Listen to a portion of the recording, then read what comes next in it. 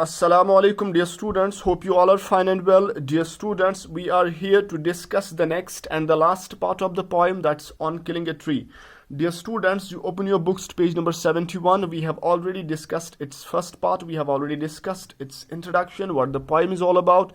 It's on killing a tree or on cutting a tree.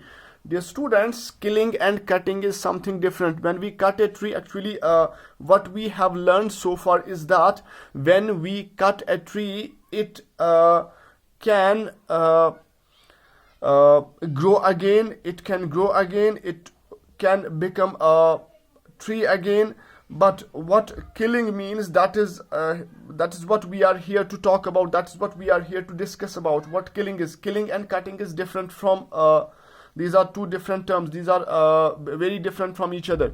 So let me repeat the very last stanza. So hack and chop, but this alone won't do it. So not much pain will do it. The bleeding bark will heal, and from close to the ground will rise curled green twigs, miniature bugs, which if unchucked will expand again to former size. Now, what he is trying to say is that if we hack and chop the tree, yani if we chop it into pieces, if we cut it into pieces, or even if we cut it, if we blow it, if we stroke it, अगर हम इस tree को मारते हैं, इसको जोर से मारते हैं, इसको कट करते हैं, इसको पीसेस में तब्दील करते हैं, but this alone won't do it. What do you mean by this alone won't do it? This alone will not do it. That means this will not kill it. इससे ये tree मरता नहीं है. ये कट हो जाता है लेकिन मरता नहीं है.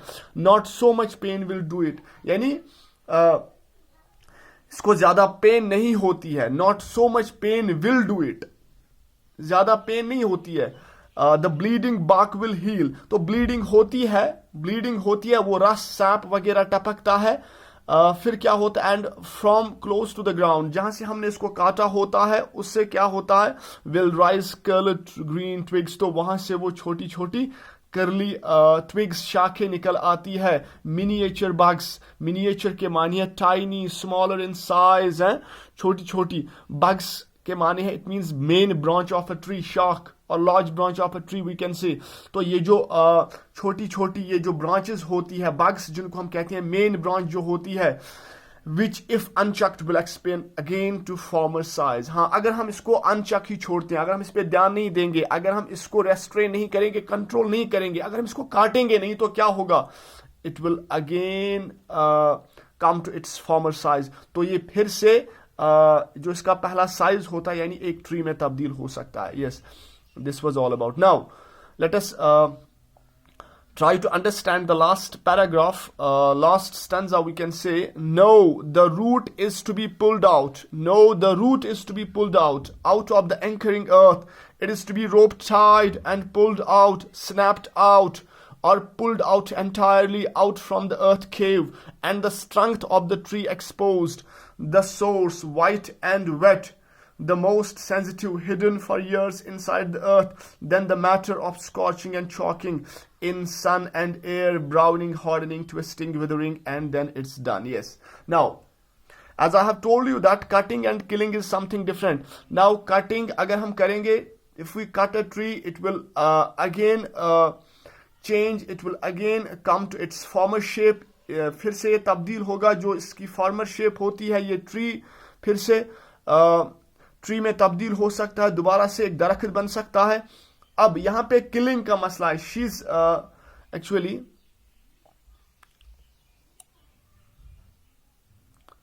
No, the root is to be pulled out. असल में हमने क्या करना है, we have to pull out the root. इसकी जो जड़ें होती है, जो मजबूत होती है, जो बिल्कुल धसी हुई होती है जमीन में, the root is to be pulled out of the anchoring अर्थ.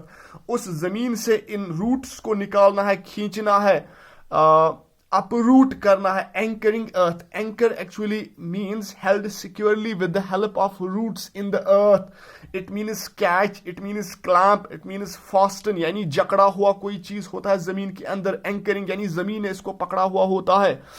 तो आउट ऑफ द एंकरिंग अर्थ, तो क्या करना होता है, इस एंकरिंग अर्थ से ये जमीन ने इन जड़ों को, as we all know that this part of the tree, it's hidden inside the earth. ये जो पार्ट ऑफ द ट्री होता है, ये बिल्कुल छुपा हुआ होता है, हिडन होता है जमीन के अंदर, और इसने इसको पकड़ा हुआ होता है. Out of the anchoring earth, यानी अगर हमने ट्री को मारना है, if we want to kill a tree, if we want to kill it, if we want to uproot it, if we want it to die, then we have to do is that we have to uproot it from the earth. हमने इसको जमीन से खींचना है, निकालना है, uproot करना है, खींचना है।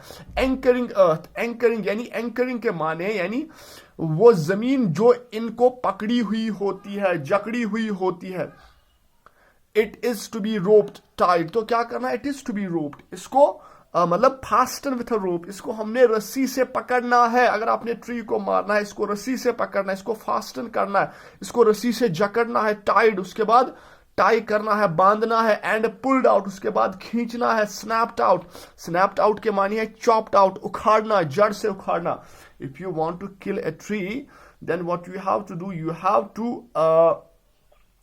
you have to rope the tree, you have to tie it, you have to fasten it with a rope and pulled out। उसके बाद खींचना है, snapped out, chopped out, जड़ से उखाड़ना है, और pulled out entirely, या क्या करना है, पूरी तरह से, मुकम्मल तौर से इसको खींचना है जमीन से बाहर।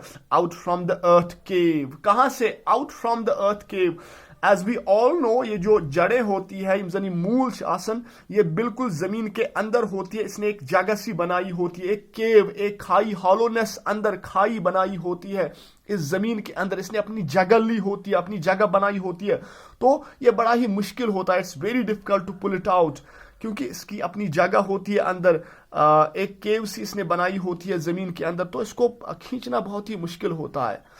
And the strength of the tree exposed, उसके बाद क्या होगा, when we are able to pull it out of the ground, when we are able to pull it out of the earth, then what happened, the strength of the tree exposed। इसकी जो strength होती है, ये tree उस time कमजोर पड़ता है। इसकी जो strength होती है, इसकी जो ताकत होती है, इसकी जो मजबूती होती है, वो एक्सपोज होती है। एक्सपोज के मानी है मेक समथिंग विजिबल, अया करना, जाहिर होना, फिर ये वैसा नहीं रहता तो मर जाता है। The source white and wet, उसके बाद क्या होता है, जो सोर्स होता है, जो लकड़ी इसकी होती है, जब हम इसको बाहर निकालते हैं, इसकी जो जड़ें होती है, जिसको सोर्स कहा गया है, इसकी जो बुनियाद होती है वाइट एंड वेट, ये उसके बाद सूखी पड़ जाती है। The source white and wet, sorry, इसकी जो बुनियाद होती है, जो क्या होती है, पहले गीली होती है और सफेद होती है, क्योंकि जब हम इसको निकालते हैं वहां से जमीन से, तो क्या होता है, इसकी जो इसका जो वो बार्क होता है, इसकी जो छाल होती है, वो वाइट होती है, वेट होती है उस टाइम। उसके बाद द मोस्ट सेंसिटिव हिडन, क्यों द मोस्ट सेंसिटिव, क्योंकि ये जो जड़ें होती है, ये this is the most sensitive part of the tree, ये बड़ा हसास हिस्सा होता है इस ट्री का, सेंसिटिव होता है क्योंकि ये छुपा हुआ रहता है जमीन के अंदर। The most sensitive hidden for years inside the अर्थ, क्योंकि ये जमीन के अंदर बहुत सालों तक रह चुका होता है। अच्छा वारिया टाइम गोमुत अथ जमीनस मज रूदमितिस, इसीलिए पॉइंट ने कहा है सेंसिटिव पार्ट, हिडन पार्ट, ये बहुत सालों तक जमीन में छुपा हुआ होता है, ये सेंसिटिव होता है, हसास होता है फॉर ईयर्स इनसाइड द अर्थ, क्योंकि इसने बहुत साल गुजारे होते हैं इस जमीन के अंदर। तो उसके बाद, और इसीलिए क्या होता है, वाइट होता है, वेट होता है, गीला होता है। Then the matter of scorching and choking, उसके बाद कौन सा मसला होता है, उसके बाद when we pull it out of the ground, out of the earth, then what happen. अब ये जो मैटर होता है, जो ट्री होता है, of scorching and choking, in sun and air, browning, hardening, twisting, withering, and then it's done। उसके बाद क्या होता है, of scorching and chalking। scorching and chalking के माने हैं the drying up of the tree after being uprooted। जब हम इसको uproot करते हैं, जब हम इसको जमीन से उखाड़ते हैं, बाहर फेंकते हैं, तो क्या होता है, इसकी जो जड़ें होती है, इसका जो स्टेम होता है, वो क्या होता है, वो ड्राई होता है, वो ड्राई होता है, वो स्कॉच होता है। गेटिंग? अच्छा, इन सन एंड एयर, ब्राउनिंग, हार्डनिंग, फिर क्या होता है, जब ये धूप में रहता है तो ये सूख जाता है, ये सूख जाता है। क्यों? क्योंकि क्या होता है, जब हम इसको जमीन से बाहर निकालते हैं, when we uproot it from the earth, so what happens, it stops, इसको क्या होता है, यानी इसको फिर न्यूट्रिएंट्स मिलने बंद होते हैं, मिनरल्स मिलने बंद होते हैं, तो ये सब कुछ चीजें इसको नहीं मिलती है, तो बाहर जब हम निकालते हैं तो धूप में होता है, तो धूप में सूख जाता है, हवा लगती है सूख जाता है, सन में रहता है सूख जाता है, ब्राउनिंग हार्डनिंग, उसके बाद क्या होता है, ब्राउन पड़ जाता है, बुरा हो जाता है, इसका रंग तब्दील होता है, हार्डन हो जाता है, बहुत ही सख्त हो जाता है, हार्डनिंग, ब्राउनिंग, हार्डनिंग। हार्डनिंग के मानिए सख्त हो जाना, कशिर पर सु त्रशन यथ अस वनान छ। अच्छा, then what happen, twisting, withering, उसके बाद इजीली ये मुड़ता भी है। ट्विस्ट के माने an act of turning something, an act of bending हम कह सकते हैं, फिर ये इजीली बेंड होता है, शुपत पाने फटन। विदरिंग क्या होता है, विदर के माने हम मुरझाना, it means lose freshness, fade हो जाता है। And then it is done, तो आखिरकार लास्ट में क्या होता है, इट इज डन, तो लास्ट में फिर हो जाता है, मतलब मर जाता है, वी कैन से मर जाता है, खत्म हो जाता है लास्ट में। So this is all about the poem on killing a tree. Hope you all have understood it. This was all about the poem. Now, dear students, inshallah tomorrow we will be discussing this poem again, inshallah, in this Zoom class. So till then, Allah Hafiz.